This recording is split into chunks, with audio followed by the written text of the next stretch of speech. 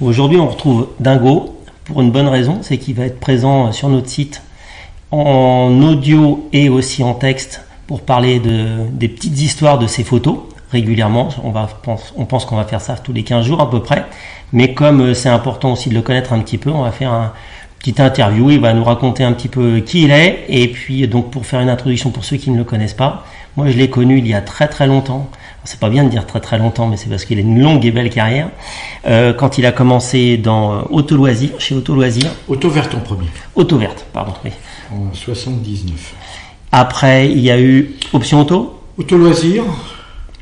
Après, différents supports comme il y avait des canards de Rode. Enfin, on a fait plusieurs magazines, Rode et Custom, des choses comme ça. Et puis après, vraiment le grand tournant, ça a été Option, où j'étais le premier à m'intéresser du tuning, tout ce qui était tuning.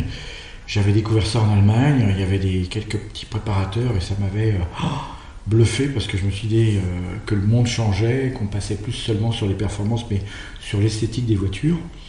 Et j'avais ramené un sujet voiture en 80 je crois, et personne n'a voulu de mon sujet. Il a fallu attendre l'arrivée d'Option avec Michel Guégan, où là il y a cru et on a monté le premier magazine de tuning qui a engendré des tas de supports différents et 10 ou 15 ans de tuning en France. Après, moi j'ai eu souvenir de rétroviseur. Alors après, je me suis occupé, je me suis occupé avec, il y a Alain Georges qui était venu me voir, le patron de la vie de l'auto, pour me demander si j'avais une idée pour un magazine de voitures anciennes et comment je le voyais, et c'est comme ça qu'on a lancé Rétroviseur, où c'était des mises en scène, on habillait les gens de l'époque, ça se faisait pas. Et c'est ce qu'on me dit aujourd'hui quand je vais dans les concentrations, j'étais à Angoulême tout récemment, où les gens qui se déguisent, se sont inspirés des rétroviseurs de l'époque. C'est-à-dire que j'allais rechercher des vêtements, ceux qu'on avait, on faisait des petites scènes d'époque selon les voitures des années 20, 30, 40, 50, on décorait, on allait chercher des décors 50 ou 60 ou 70 et on retrouvait les fringues d'époque. Donc ça a été des moments super. Après j'ai monté Auto Plus je fais partie de l'équipe des Auto Plus. Ça c'était un grand moment de joie, où il fallait, là c'était une période de ma vie où il fallait illustrer l'inillustrable, c'est-à-dire faire des photos pour changer votre huile ou changer vos baguettes d'essuie-glace. Il fallait que je trouve une idée originale et plutôt drôle, et ça permettait d'avoir un journal plus digeste, plus facile, et c'est vrai que ça a fait le succès d'Auto Plus d'aborder les sujets un petit peu différemment. Alors, après tout ça, je me suis aperçu que la presse allait déjà un peu moins bien. Et je me suis dit, qu'est-ce que je peux faire?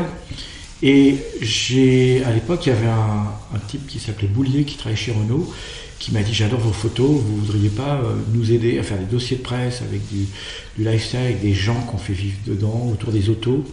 Et c'est là où j'ai eu la chance de lancer la Twingo numéro 1, où j'avais mis des sumos dedans qui suçaient leur pouce pour montrer le volume de la voiture. Et puis s'en est suivi une longue période de marketing automobile et dans laquelle je suis toujours, mais toujours avec ce côté différent, me différencier visuellement, et c'est ça qui me plaît. Et chez les constructeurs, chez qui tu n'as jamais travaillé? Parce que tu as travaillé avec quasiment tout le monde. J'ai l'impression un peu moins avec les Allemands. Alors, ils ont moins d'humour. Les Allemands, c'est compliqué parce que les Allemands, tout vient d'Allemagne. C'est des gens un petit peu particuliers parce que si on n'est pas allemand, on ne travaille pas avec eux. Alors j'étais le seul photographe à faire un catalogue pour Porsche. Il n'y avait aucun autre étranger, ce n'était que des Allemands de l'histoire de Porsche qui avaient fait un catalogue, mais c'est très rare parce qu'ils sont vraiment habitués à travailler qu'avec des Allemands, ils ne font pas confiance aux autres. Maintenant, les importateurs, lorsqu'il y a quelque chose qui peut se passer, je travaille également pour Volkswagen, pour des Skoda, des Seat, dans ce groupe, ou BM, j'ai fait un truc pour des motos. Mais c'est toujours compliqué en tant que Français de travailler pour les Allemands. Alors, il s'est trouvé que pour la presse, j'ai eu tout de suite du succès. Et je me souviens, moi, le premier boulot, j'avais été le présenter à l'Autojournal. Et on m'avait dit, monsieur, ça ne sera jamais valable dans la presse, on met jamais des personnages. C'est nous, on n'aura toujours que du produit. On ne fait pas vivre les autos, c'est pas chez nous, c'est pas dans l'automobile. Ça ne marchera jamais. Ça ne marchera jamais, exactement. Et là, ça m'a au contraire renforcé. Et je me suis dit, je dois pouvoir placé quand même dans la presse, et c'est comme ça que je suis rentré Option et que ça a tout de suite très bien marché, parce que c'était pas Option, pardon, Auto Loisirs, Auto Verte, pardon, où là tout de suite nous avions un potentiel de gens qui attendaient de faire vivre les autos, qui voulaient rompre avec les habitudes du produit seul. Et c'est vrai que ça a marché pendant j'en ai fait pratiquement 20 ans, où j'ai fait plus de 850 couvertures de magazines, et j'en faisais en moyenne entre 4 et 12 par mois, parce que les gens venaient vers moi pour occuper uniquement de faire vivre la couve, faire une ambiance dans la couve, pour que le journal se vende. Et de cette époque de la presse, les gens qui t'ont marqué un petit peu? Les gens de la presse? Les gens de la presse, avec qui tu as travaillé, ouais. Qui c'est qui te... Évidemment, il y a des Michel Guégan, il y a des Jackie Morel, il y a des gens qui m'ont mis les pieds à l'étrier, qui m'ont permis, moi, de me libérer visuellement et de pouvoir être... Ils me faisaient confiance. Ça, c'était génial, ces périodes-là. C'est qu'il y avait des pages blanches, et qu'on nous disait, voilà, tu as 12 pages, 20 pages, tu fais ce que tu veux. Alors j'évoquais un petit sujet, et puis je partais le faire. On ne me posait aucune question, on ne me disait jamais combien ça coûte. Je faisais en sorte que ça coûte pas cher, parce que d'abord, je me prenais pas au sérieux, et je me faisais plaisir d'arrêter des gens dans les rues et de les faire poser, ou de voler des endroits sans demander d'autorisation. Mais c'est vrai que jamais on me disait combien ça va me coûter. On ne posait jamais ces questions-là. Donc la pige à 5 €, c'était pas ça, quoi. Ah non, j'ai pas connu ça. Heureusement, parce qu'on n'aurait pas pu, j'aurais jamais pu faire tout ce que j'ai fait. Enfin, moi, je reviens sur les gens qui ne le connaissent pas vont découvrir ce que tu as fait. On repassera aussi des éléments aussi de ce que tu as fait avec les constructeurs, mais vraiment ce que tu as fait dans la presse. Enfin, pour ma génération, je suis un vieux, hein, j'ai 48 ans. Mais il y avait une rupture gigantesque, et c'était un bonheur, c'est-à-dire qu'il y avait à la fois le côté texte qui était décalé dans les journaux que tu viens de décrire, et tu avais la photo qui était toujours, qui avait surtout, et ce que je trouve génial, c'est que tu as réussi, ce qui est quand même une grande qualité chez un photographe, c'est qu'on reconnaît tes photos. On sait, c'est-à-dire qu'il y a une lumière, un axe, un angle, etc. Et il y a toujours un petit gimmick, et on retrouve vraiment cet aspect-là. C'est de la voiture, c'est souvent des jolies filles. Mais il y a souvent de l'humour, il y a souvent, et puis quelque chose de fouillé, où quand on regarde la photo, on va voir dans un coin, dans un autre élément, etc. Donc il y a vraiment tous ces éléments-là qu'on retrouve quasiment systématiquement, et qui donnaient une richesse à la photo qu'il n'y a dans l'automobile. En effet, c'est ce que tu disais, où c'était profil 3/4 face, et on s'emmerdait, et je le dis, on s'emmerdait. Et là, d'un seul coup, on a un truc qui avait une troisième dimension dans la presse, et ça, c'est vraiment exceptionnel. Merci.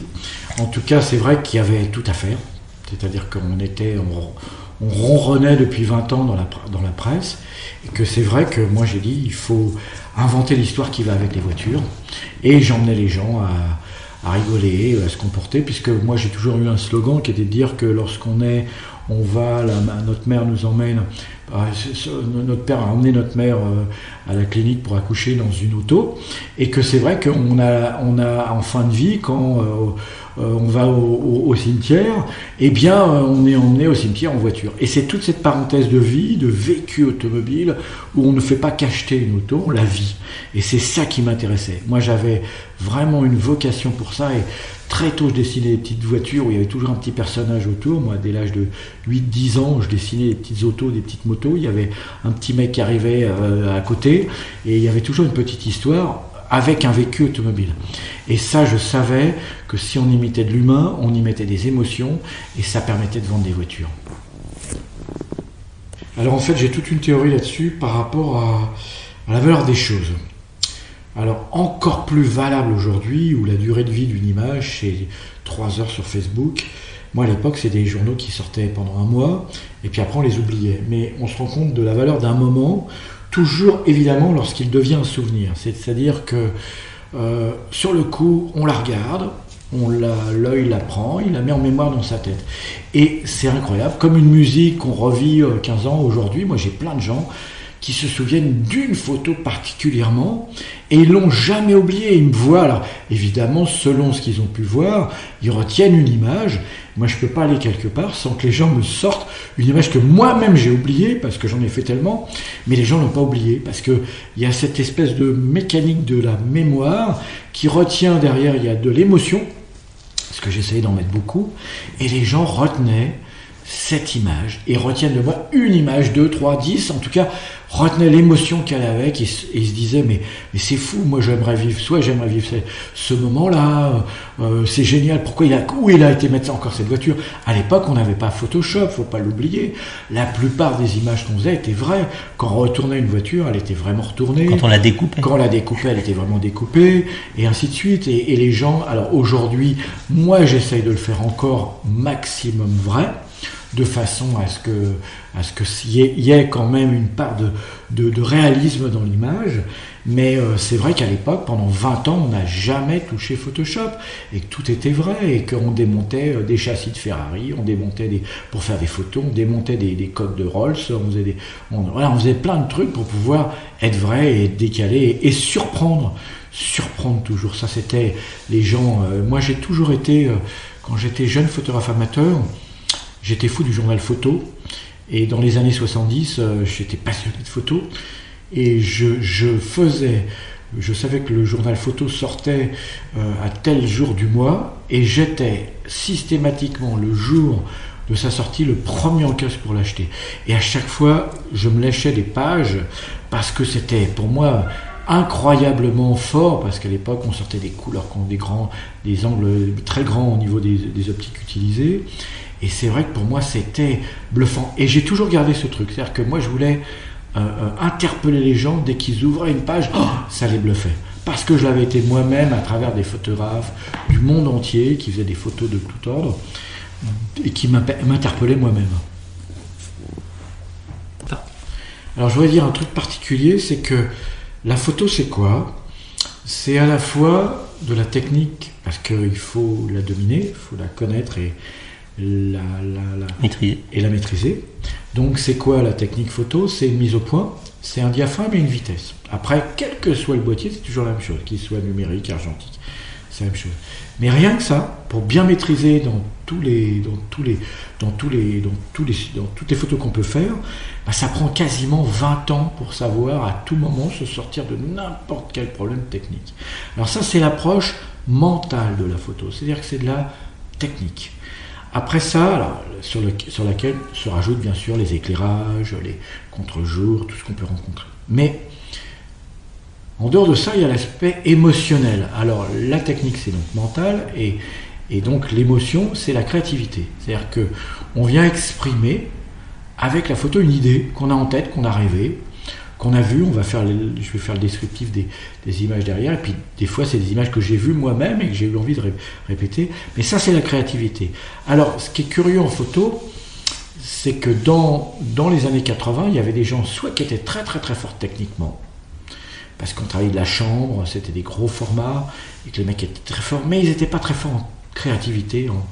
En créativité, ils n'étaient pas forts. Et c'est vrai que après est arrivé des gens qui étaient qui avaient beaucoup plus de potentiel d'être à la fois des créatifs et à la fois des gens techniciens. Ça, c'est ce qui me plaît à faire, c'est-à-dire qu'il y a des gens qui sont essentiels, qui peuvent être que des techniciens, puis il y a des très bons créatifs qui, malheureusement, ne sont pas techniciens. Donc, ils ont du mal à aboutir leur image. Et pourtant, ils ont un bel œil, alors, Photoshop a nivelé un peu les niveaux, mais c'est important de dire ça, parce que la photo, c'est vraiment un ensemble.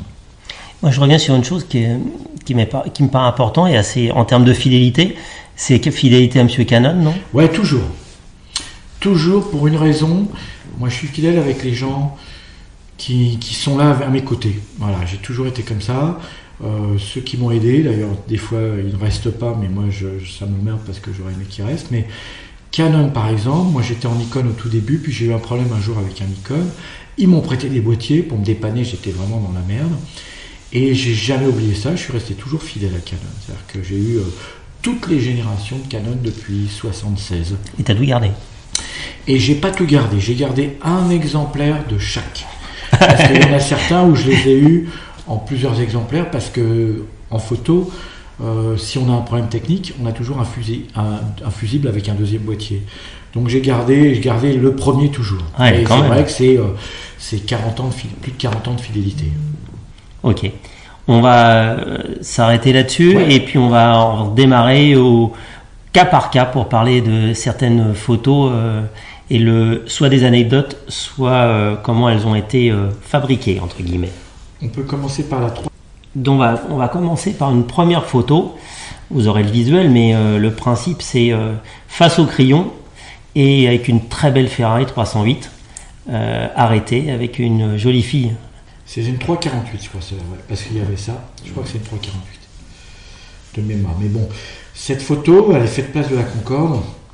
Alors à l'époque, il faut savoir que c'était un terrain protégé de la voiture de sport, était réservé qu'aux mecs. Il n'y avait pas de femmes, elle montait passagère, mais jamais au volant. Et ça, c'était la première idée que je voulais laisser passer. On est au début des années 80 là. Hein.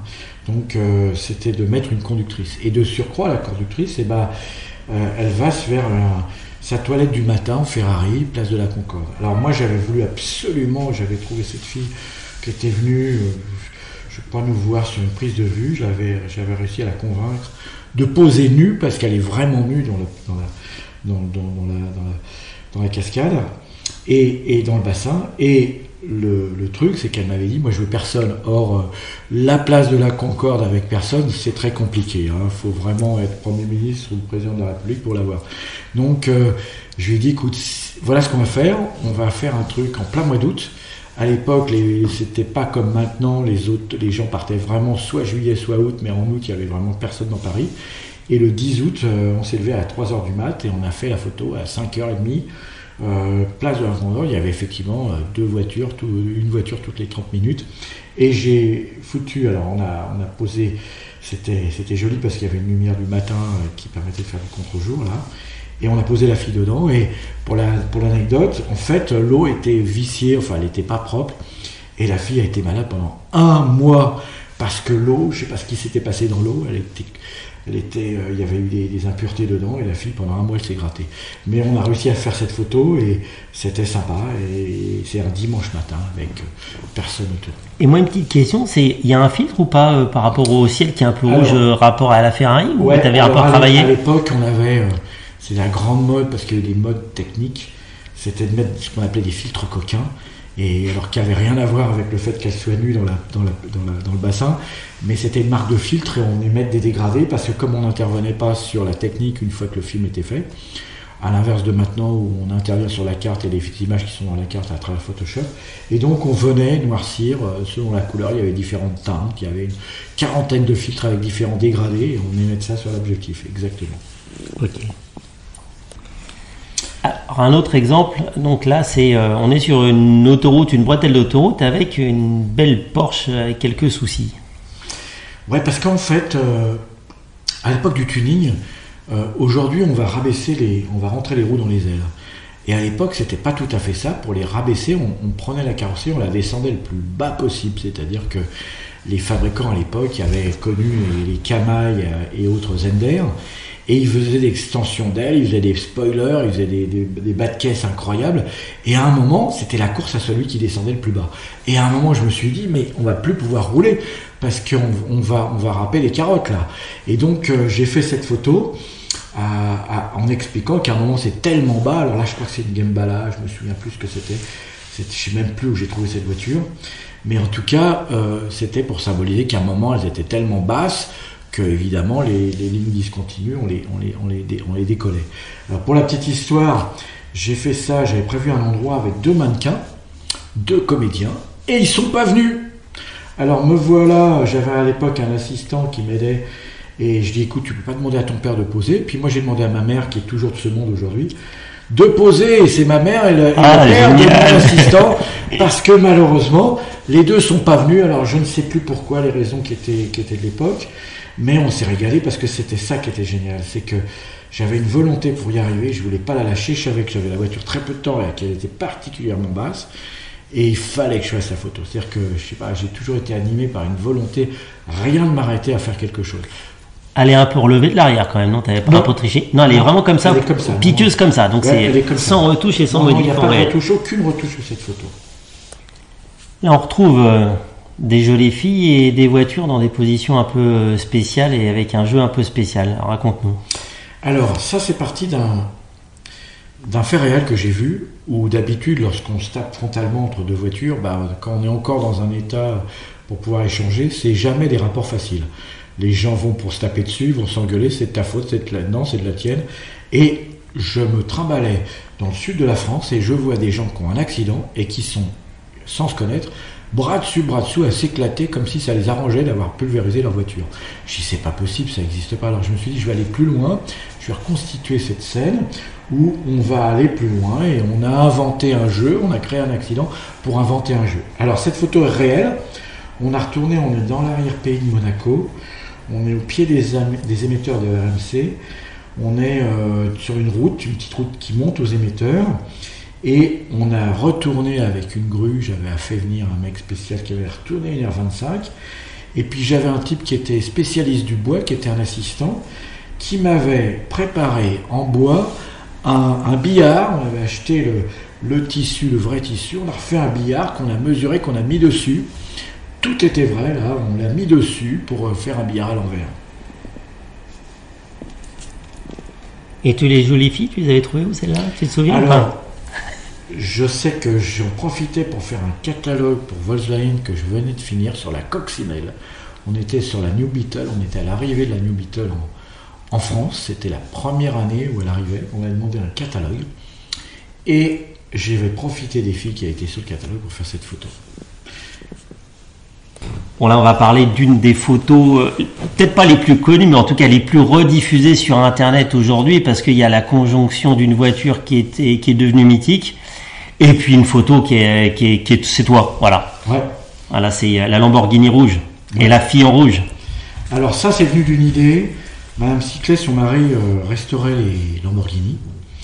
Et je sais qu'elle adorait mes photos. À chaque fois que j'allais à Rétromobile ou dans une manifestation quelconque, elle était toujours là. Elle veut me dire, Dingo, j'aimerais bien poser pour toi. Ça serait sympa qu'on fasse un truc. Et j'avais lu que la roue de la Countach la roue arrière était la roue la plus lourde de tout ce qu'il y avait sur le marché. Alors j'avais dit, écoute, si on fait un truc, on fait d'abord avec une Lamborghini et on va voir si tu peux me tenir. J'aimerais bien faire un truc où on fait une image réelle. Il n'y a rien de faux là-dessus. Elle a tenu vraiment sa roue et on s'est mis, alors où c'était, j'ai un trou de mémoire, je ne peux pas dire où c'était, ça devait être en proche campagne parisienne, mais on a fait cette photo, elle a monté la roue toute seule et elle tient la roue comme ça, et ça c'était effectivement les premières images qui ont marqué des territoires avec des empreintes de couleurs. La robe rouge est un choix? Ouais, volontaire. Ouais. C'était un choix volontaire par rapport à la voiture, mais je tenais absolument à cette femme qui pour moi était Madame Lamborghini à faire cette photo. Et c'est vrai qu'à l'époque, j'ai pas fait ça, j'ai fait ça avec plaisir. Je me suis pas rendu compte combien cette photo allait faire incroyable un effet. Et ça, d'avance, on ne sait pas. On le fait parce que ça vient de l'intérieur de nous. On a une idée, on a envie de la faire, mais on ne sait pas. Moi, j'ai des photos que moi j'adore et puis qui n'ont jamais eu d'impact ou que les gens n'ont pas forcément se sont pas arrêtés dessus, et c'est vrai que c'est très bizarre l'impact d'une photo. Mais celle-ci, alors là, vraiment j'étais étonné, et c'est vrai que aujourd'hui cette femme n'est plus de ce monde, mais tout le monde s'en souvient encore. Diablo encore. Alors on revient sur encore de la Lamborghini, une Diablo badgée spécifique. Raconte-nous un peu, c'est le tournage et puis le avant-après à Paris, si je me souviens bien, quand tu m'en as parlé. L'histoire, c'est qu'à l'époque, moi je travaillais à Option, et c'est vrai qu'il n'y avait pas les radars qu'on voit aujourd'hui. Nous, on avait des voitures, des pièges qui roulaient, des turbos Porsche qui roulaient à 2,80. On s'éclatait sur les autoroutes et on se disait toujours, c'est pas grave parce que de toute façon, on va avec les engins, des Alpina, toutes ces voitures, des Hardge, des voitures qui poussaient fort, des Ferrari, des Lambo, et on se disait toujours, de toute façon, les flics, s'ils veulent nous rattraper, ils peuvent toujours courir. C'était le cas en moto, mais quoi qu'en moto, les mecs pouvaient, même s'ils avaient des BM de base, on avait plus de chances de se faire piquer en moto. Mais en voiture, quand on était sur l'autoroute A4 par exemple, on pouvait rouler très très vite. À moins qu'il y ait un péage pour nous arrêter, personne ne nous rattrapait. Et je me suis dit, mais c'est con, pourquoi les flics n'achèteraient pas des voitures pour nous rattraper? Ce qu'ils ont fait après, alors il y avait eu des tentatives, des petites berlinettes alpines sur l'autoroute, ils avaient sorti une SM aussi, mais elles étaient rares, ils en avaient je crois 4-5 sur toute l'autoroute. Mais là, il y avait... Et j'ai monté cette photo, j'ai donc emprunté un Diablo, et puis on avait mis pour l'anecdote, moi j'avais évidemment pas dit au propriétaire ce que j'allais faire, je lui ai emprunté la voiture, je ne disais jamais rien. Les gens découvraient, comme je l'ai dit avant, les images dans les magazines, et je disais jamais rien, ni aux gens de la rédaction, ni aux propriétaires des voitures. Ils me faisaient confiance, c'était facile, et puis en plus ça n'avait pas les valeurs de maintenant, même si ça coûtait cher, mais les gens me faisaient toujours confiance. Ils aimaient mes photos, alors c'était un passe-droit pour qui me les prêtent. Et donc ce jour-là, je dis, je vais faire une image, et je sais pas comment faire, je voulais pas faire l'écritopolis en papier, et je me dis, mais je vais essayer avec le blanc d'Espagne. Alors je trouve le blanc d'Espagne, c'est ce qu'on mettait sur les vitrines quand les magasins du mois d'août fermaient. On badigeonnait un rouleau au pinceau, à la spatule du blanc, et puis c'était pour dire que pendant un mois, pendant un mois on est en vacances, et les gens derrière, ils prenaient un chiffon, puis ça s'enlevait très facilement, ça devenait poussière. Et je me suis dit, c'est facile parce que, hop, on fait ça. Et nous voilà badigeonnant la porte de la Lambeau noire avec. Et là-dessus, je découpe des lettres police, on colle ça, on fait la photo, on est tout content. C'est en plein été, je trouve des fliquettes, ça se passe bien. Le gars qui est l'interpellé est mon assistant d'époque. Et puis on va rendre la voiture. Mais avant, je me dis, bon, c'est simple, un coup de Karcher et c'est parti. Bah, pas du tout, c'est jamais parti.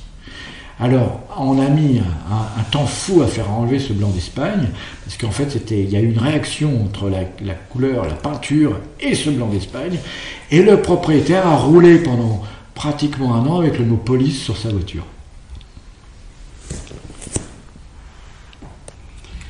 Une qui est ressortie, comme tu dis, récemment, Histoire de bus, et c'est une vieille photo que tu as faite. C'est d'option, on est dans les années 90-12, je crois. Alors ça, c'est plus moi. Moi, j'adore, et j'adorais à l'époque, je prenais peu de vacances, parce que j'étais un gros bosseur. Moi, j'adore partir et dire, je vais quelque part, mais je ne sais jamais où. Alors, c'est encore plus facile maintenant, parce qu'avec les applications, on réserve un hôtel une heure avant et on tape un site et puis ça nous donne un hôtel qui est libre à côté. Mais à l'époque, moi j'adorais partir. Des fois ça m'obligeait de dormir dans l'auto, mais j'adorais ça. Et ça, c'est un peu ça. C'est-à-dire qu'on a ces deux mecs qui sont partis dans une direction, puis ils ont suivi un car, et du coup ça a changé complètement leur itinéraire parce qu'ils suivent les fils. Et ça me renvoie également quand on était gamin, on a tous fait ça en colonie de vacances. On se collait sur la vitre arrière de l'autocar, là c'était un 16e, on se collait à l'arrière, on faisait des grimaces aux mecs, on disait soit bonjour, on a tous fait ça dans les années 60-70, et on se mettait derrière l'écart, on disait bonjour aux gens, on leur faisait des grimaces, et puis on se marrait à leur réaction. Et moi j'ai été plus loin dans la présence de ces filles que j'avais trouvées, je leur avais pas dit non plus ce qu'on allait faire, donc... moi j'insiste parce qu'on voit pas obligatoirement bien si on regarde pas bien, mais enfin elles sont toutes nues quand même, non? Elles sont pas toutes nues, elles ont le haut. Le haut, ouais. Le haut. Elles sont le haut. Elles sont plusieurs avec le haut. Le haut, ouais. Mais j'ai cru d'ailleurs que pour Facebook, il allait la bâcher, mais pas du tout. Ils l'ont pas vu. Ils ont pas vu, oui. Ils ont pas vu. Ouais. Ils ont vu une ambiance voiture, mais le logiciel, l'algorithme, il a pas vu. J'ai pu les avoir à 2 ou 3 reprises comme ça. Et c'était quoi la voiture? Tu te souviens ou pas? Alors, je me souviens plus. Je crois que c'était un Z3 ou Z1, je sais plus. J'avoue que à l'époque, on avait 3, 4, 5 par semaine, et puis je me servais des voitures pour faire mes images. Donc, soit on faisait un sujet sur la voiture, et dans ce cas, on se souvenait bien, mais lorsque c'est des images comme ça, je me souviens plus. J'avoue, je m'en souviens plus. On va parler d'une que moi je pense que tu aimes beaucoup parce que tu m'en as déjà parlé. C'est pas une des plus connues que tu aies faites, alors que techniquement c'est quand même un peu une gageure. La Jaguar format cake. Ouais. Alors ça, c'était une aventure personnelle parce qu'évidemment, la vie a fait que j'ai divorcé 2 fois. Et c'est toujours des moments difficiles quand on est marié. Parce que d'abord, on a une séparation, lorsqu'on a des enfants, c'est pas facile. Mais surtout, c'est pas facile financièrement. Et que moi, j'ai toujours gardé à me dire, waouh, ça y est, tout ce qu'on a gagné en commun, il y a la moitié qui part. Alors c'est ce que j'ai voulu résumer dans cette photo, où j'avais un type qui m'a dit, vous savez, moi je découpe les voitures, et puis j'avais dit, c'est génial, mais comment vous faites? Il me dit, je découpe tout, on peut tout découper, donc j'avais été le voir, et à la disqueuse, pas la disqueuse, à la scie circulaire, tout a été découpé, du début jusqu'à la fin, le moteur, les pare-brises, les sièges, tout avait été découpé, faire ça vachement bien, on mettait de l'eau pour pas que ça arrache tout. Et les 2 voitures ont été... En fait, l'histoire, c'était 2 XK.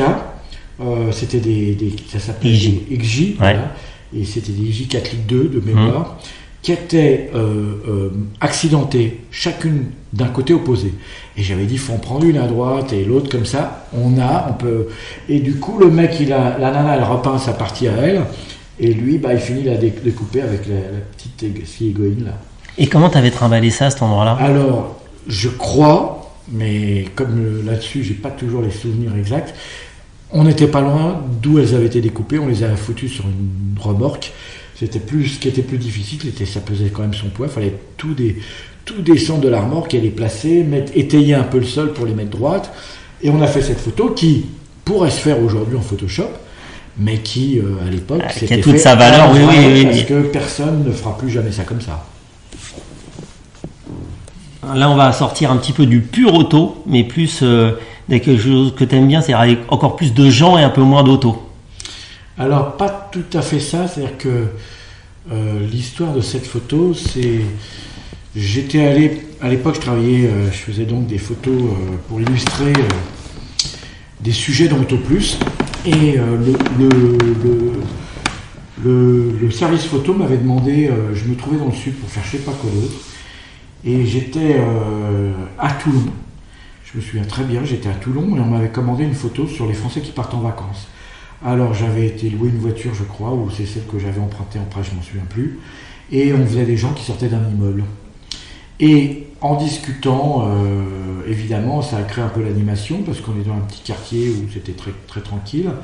Et des gens qui sont évidemment venus me demander qu'est-ce qu'on faisait là, avec des gens avec des grosses valises bourrées de fringues, qui dépassaient, on fermait les valises et les fringues dépassaient des valises fermées, enfin un truc pour toujours interpeller, et qui allaient dans la voiture, et les gens de l'immeuble, plusieurs sont venus me voir, et qui m'ont dit, mais vous savez, vous nous faites un peu d'actualité là, parce que nous, vous savez, dans cet immeuble, nous ne conduisons pas, personne n'a de voiture. Et j'ai dit, mais attendez, comment vous faites? Et alors ils me disent, écoutez, nous on habite au soleil, on n'a pas forcément besoin de voyager, et donc personne n'a de voiture. Alors là, ça m'a vraiment, ça m'a perturbé, parce que je me suis dit, mais c'est fou, comment on est dans les années 80, fin 90, là, et je dis, comment on peut faire? On est au tout début, on est même pratiquement 2000, je sais plus, dans les années entre 90 et 2000, et on est au tout début de la retouche photo. Et je me dis, écoutez, j'étais les revoir, et je dis, écoutez, on va faire une photo, et je vais vous emmener voyager. Parce que vous ne voyagez pas, mais vous allez quand même voyager, je vais vous emmener voyager avec votre immeuble. Et là, c'était ça qui était émouvant pour moi. Alors j'avais cherché, parce qu'en fait, leur immeuble était très mal placé. C'est-à-dire que dans le fonctionnement de ma photo, il fallait que je monte faire une vraie photo à près de 25 mètres de haut. Il fallait que je fasse d'abord un camion, que j'ai trouvé dans un centre un petit peu comme les Halles, un centre où on pouvait trouver des semis plates, et j'avais fait le camion avec une immense nacelle, parce qu'une nacelle ça monte maxi à 15-16 mètres, là on est entre 20 et 30, et il fallait que je fasse l'immeuble au même endroit. Alors j'avais été voir différents immeubles et je m'étais dit, mais c'est pas possible, il faut quand même que je le fasse avec leur immeuble. Alors j'avais convenu avec eux qu'ils puissent, évidemment, on a fait ça en semaine, non, c'était un week-end. Et donc il y a des gens qui n'étaient pas là, mais tous les gens qui participent à cette photo sont les vrais gens de l'immeuble. Et puis après, j'ai fait venir, j'avais trouvé une réplique, j'ai trouvé des différentes voitures, la Polo, je crois que la Polo, je l'avais louée. J'avais trouvé une femme enceinte qui regarde la scène, j'avais trouvé différents intervenants. T'as loué la femme enceinte aussi, c'est ça? Ouais, pardon? T'as loué la femme enceinte? J'ai loué la femme enceinte aussi. Et c'est vrai qu'on a fait cette photo donc, dans la rue, vraiment montée très haut. Et après, je l'ai offert aux gens. Et ils étaient tout contents d'avoir une photo qui les faisait voyager avec leur immeuble. On va parler un petit peu technique sur les débuts du passage de l'argentique pur du mix argentique numérique. Oui, parce qu'on a tous été surpris de l'arrivée du numérique. Nous, on était tous sur de la pellicule. Et d'un seul coup, on n'a plus à aller acheter des pellicules. D'un seul coup, on n'a plus à aller faire des développements. Mais avant ça, arrive le Photoshop qui déjà change des couleurs. Alors, qu'est-ce qui s'est passé? C'est que les appareils photo sont arrivés un petit peu après le Photoshop, les toutes premières générations de Photoshop. Ce qui fait que les appareils numériques étaient extrêmement attardés, les tout premiers. Ils étaient très peu puissants, ils étaient très, très en retard de nos appareils argentiques. Donc, on prenait des pellicules et on venait avec les pellicules, on venait les scanner, les films. Ce qui fait qu'on faisait du numérique alors que nos appareils n'étaient pas numériques. Mais sur cette photo, il y avait un truc génial qu'on pouvait faire à l'époque.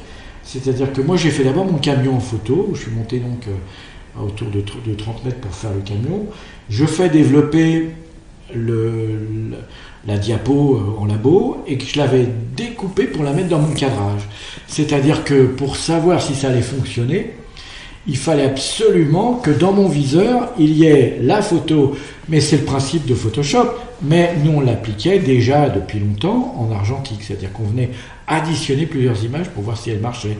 C'est comme ça que j'en ai fait d'autres dans mon passé, mais là c'était flagrant parce qu'il fallait mettre le camion nu avec sa ridelle. Que tu sois vraiment le bon angle. Parce qu'autrement la photo ça marchait pas. Parce qu'à l'époque Photoshop on ne pouvait pas encore contorsionner tout, on était sur des placements avec des couleurs, mais on ne faisait pas grand chose.